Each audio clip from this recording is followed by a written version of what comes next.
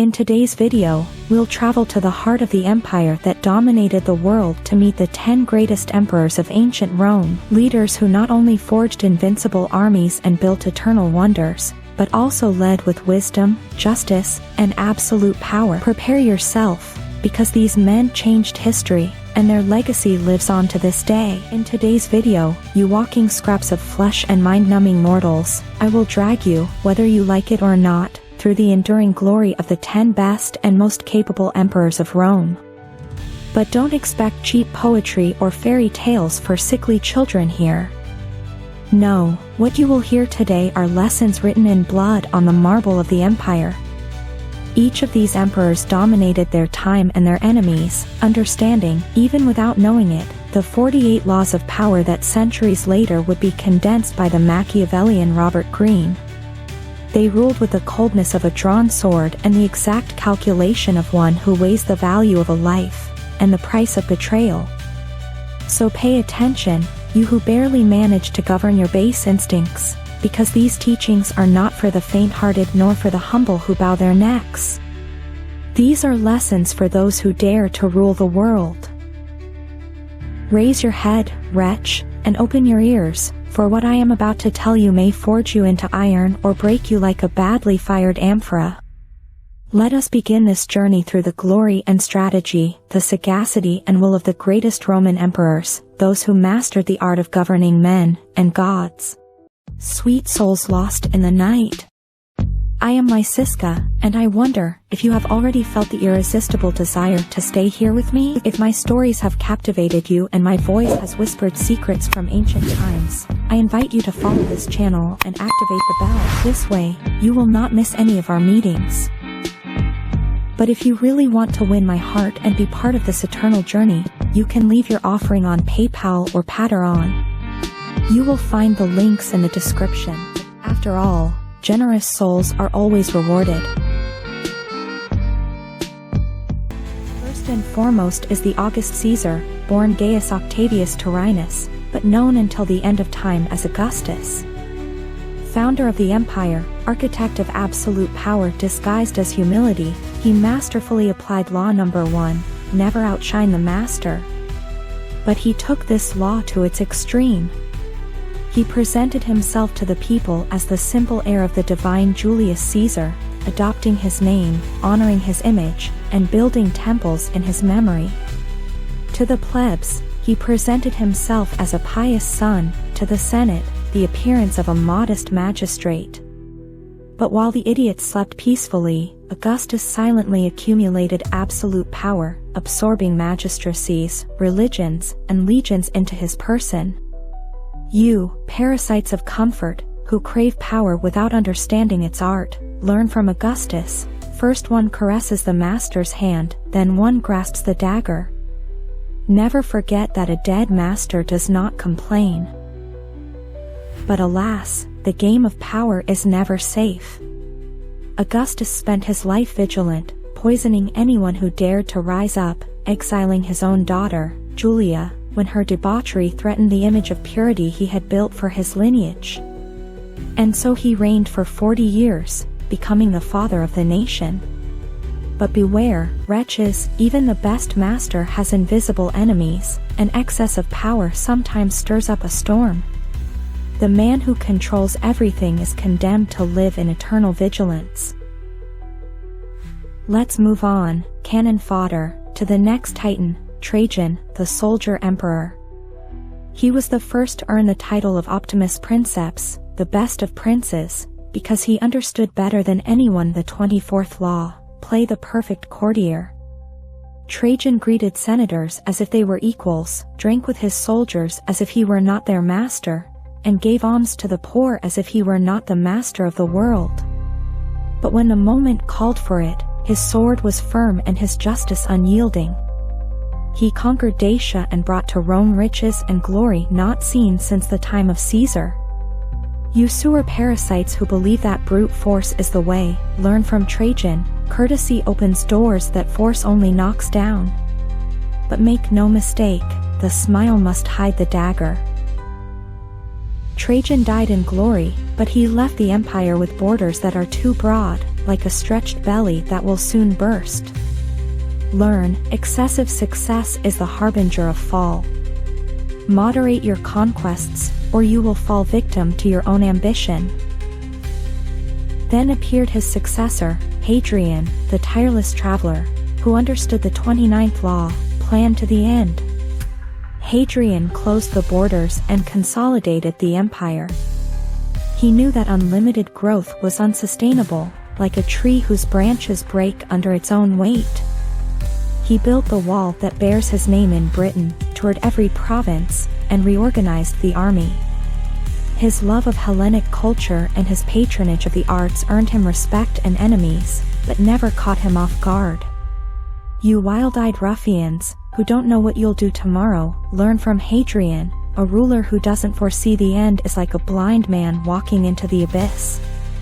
But beware, an obsession with control can create silent enemies. Hadrian spent his last years in paranoia, seeing betrayal in every shadow. We move on to the wisest of princes, Marcus Aurelius, who mastered law number 4, always say less than necessary. His book, Meditations, is proof of a man who understood that silence is stronger than any word. He ruled through difficult times, plagues, barbarian invasions, and internal conspiracies. Yet he never lost his composure. His sentences were brief, his orders clear, his countenance serene. In battle, he slept among his soldiers. In the palace, he rejected luxury. You loudmouths without measure, who chatter like magpies without knowing the wisdom of silence, learn from Marcus Aurelius, true power is discreet. But beware, excessive silence can be misinterpreted as weakness. His son, Commodus, was the rotten fruit of his lack of firmness in the family. Now it's Diocletian's turn, reformer of empires and executioner of traditions. He lived by the 48th law, assumed the changing form of water. He divided power in the Tetrarchy, appointing co-emperors and Caesars to govern different regions. He reformed the army, the monetary system, and the administration, moving Rome away from the old republican model and closer to Eastern absolutism. He proclaimed himself Dominus, Lord, and demanded to be worshipped as a living god. You, rusted relics of a bygone age, who fear change more than death, learn from Diocletian, he who does not change, perishes. But beware, all innovation creates resistance. When he voluntarily abdicated, the foundations he had laid trembled under the weight of the ambitious. Then Vespasian, the farmer turned emperor, appeared. He understood the 13th law, appeal to self-interest, never to mercy. He needed money to rebuild Rome after the Civil War. He taxed even the urine in the public latrines. He raised funds by selling offices and honors, but always rewarding those who served the state. You useless beggars, who believe that charity sustains empires, learn from Vespasian, self-interest moves the world. But beware, excessive greed can destroy respect. Vespasian died peacefully, but his example was perverted by others who confused service with plunder. Antoninus Pius, Hadrian's successor, applied the 18th law. Do not build fortresses to protect yourself, isolation is dangerous. He ruled without leaving Italy, but he maintained open communication with all his governors and generals. He distrusted no one without reason, and for that he was beloved. His reign was an oasis of peace and prosperity.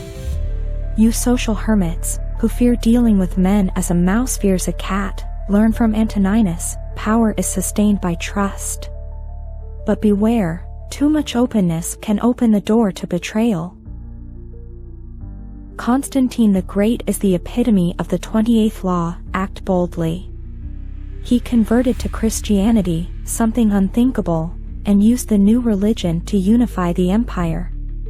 He won at the Milvian Bridge under the sign of the cross and founded Constantinople as his new capital. You cowards of spirit, who doubt even the value of a step, learn from Constantine, boldness conquers worlds. But be warned, boldness without strategy is suicide. His heirs turned his legacy to ashes for lack of vision. Julian the Apostate understood the fifth law: almost everything depends on reputation, defend it to the death. He fought to restore paganism, was a brave soldier and respected philosopher. But his reputation as a restorer of the past left him isolated. He died in Persia, pierced by a spear. You, nameless shadows, learn, well-earned fame is the strongest shield. But beware, reputation without flexibility is a gilded coffin. Claudius, the stutterer, applied the 25th law: recreate yourself. Considered an idiot, he ascended the throne and became a legislator and conqueror. You plaster statues who fear change, learn from Claudius, reinvention is power. But beware, a mask cannot hide inner weakness. He died poisoned by those who did not fear him. And so ends this parade of greatness, of emperors who ruled the world with wisdom and ferocity. But listen, you dull-thinking asses, every law I have taught you is a double-edged sword. Misused, it will destroy you. Power is not begged for, it is taken. And now, if you've made it this far and your knees haven't buckled under the weight of this lesson, I command you to subscribe. Not as a beggar asking for a favor, but as an emperor reclaiming his throne.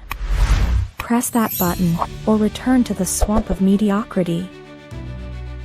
And so concludes our journey through the greatness of the 10 greatest emperors of ancient Rome, men whose vision, courage, and leadership forged an empire that still inspires the world today. Let their stories serve as an example to you, because true power transcends time. If you liked it, give it a like, subscribe, and click the bell to discover more secrets from the story. See you in the next chapter.